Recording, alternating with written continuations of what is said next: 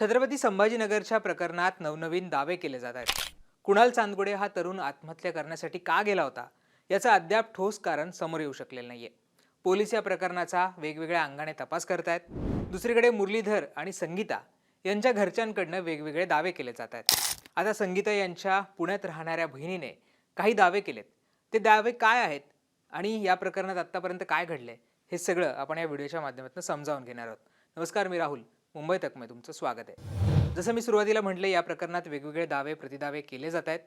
मुंबई तकच्या चॅनलवर तुम्हाला या सगळ्या संदर्भातले दावे, दोन्ही कुटुंबाचं म्हणणं हे पाहायला मिळेल. त्यामुळे हे व्हिडिओ तुम्ही सविस्तर तिथे जाऊन पाहू शकता.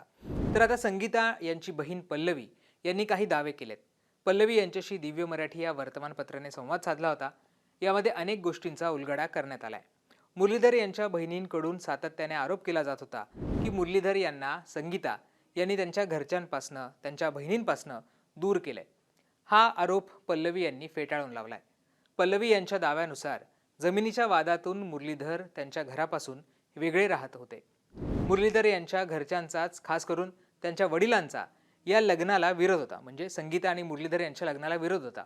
संगीता या शहरात वाढल्याने त्या गावी राहू शकणार नाही, शेती करू शकणार नाही, या कारणामुळे त्यांच्या वडिलांनी त्यांना विरोध केला होता. परंतु मुरलीधर आणि संगीता यांचं एकमेकांवर प्रेम असल्याने त्यांनी लग्नाचा निर्णय घेतला होता. लग्नानंतर हे दोघेही वेगळे राहू लागले. म्हणजे ते गावापासून बाहेर त्यांनी घर घेतलं होतं रेंटवर आणि तिथे राहत होते.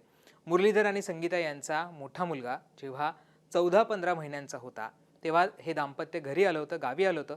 तेव्हा मुरलीधर यांच्या घरच्यांनी त्यांना घरात देखील घेतलं नाही. गावात पंचायत बसली तेव्हा मुरलीधर यांच्या नावावर असलेल्या जे शेत होतं तिथं त्यांना राहायला जागा देण्यात आली. मुरलीधर ड्रायव्हर असल्याने सतत फिरतीला असायचे.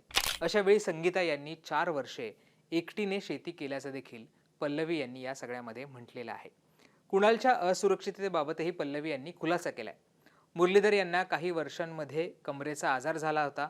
त्यांच्या घरचे त्यांना कधीच भेटायला देखील आले नव्हते. 4 महिन्यापूर्वी त्यांच्या बहिणीच्या मुलाच्या लग्नाच्या निमित्तानं ते गावी गेले होते. दुसऱ्या दिवशी त्यांच्या एका भाच्याने आत्महत्या केली. त्यामुळे ते तिथेच महिनाभर थांबले होते. ज्या नातेवाईकांनी 20 वर्ष विचारपूस केली नाही, त्यांच्याकडे वडील महिनाभर राहिल्याने कुणालच्या मनात वडिलांबद्दल असुरक्षिततेची भावना तयार झाली होती. अशी शक्यता आता पल्लवी यांनी व्यक्त केलेली आहे. संगीता आणि मुरलीधर यांना कुणालच्या आधी देखील एक मुलगा होता. त्याचा 14 वर्षापूर्वी मृत्यू झाला. या दुःखातून सावरण्यासाठी संगीता आणि मुरलीधर जेव्हा गावी गेलेले होते त्यावेळेस मुरलीधर यांच्या वडिलांनी परस्पर जमिनीची वाटणी करून बहिणींचा हिस्सा त्यांना दिला होता. त्यामुळे देखील यांच्यामध्ये वितुष्ट आलं होतं असं देखील म्हटलं जात आहे.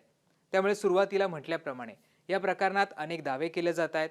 पोलीस या प्रकरणाचा सर्व अंगाने तपास करत आहेत. पोलिसांनी त्यांच्या घरच्यांची विचारपूस केलेली आहे, आजूबाजूच्या लोकांची विचारपूस केलेली आहे आणि त्यावेळेस जे प्रत्यक्षदर्शी होते त्यांची सुद्धा विचारपूस केलेली आहे.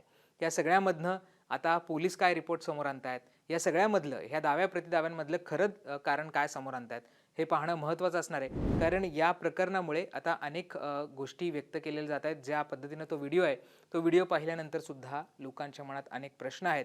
या सगळ्या प्रश्नांची उत्तरं पोलिसांच्या तपासात समोर येतात का हे पाहणं देखील महत्त्वाचं असणार आहे. तुम्हाला या प्रकरणाबद्दलचे अपडेट्स मुंबई तकच्या चॅनलवर पाहायला मिळतील. त्यामुळे मुंबई तक सबस्क्राईब केलं नसेल ते करायला विसरू नका. बेल आयकॉनवर क्लिक केलं तर तुम्हाला या सगळ्या संदर्भातले अपडेट्स सुद्धा मिळतील. पाहत राहा मुंबई तक.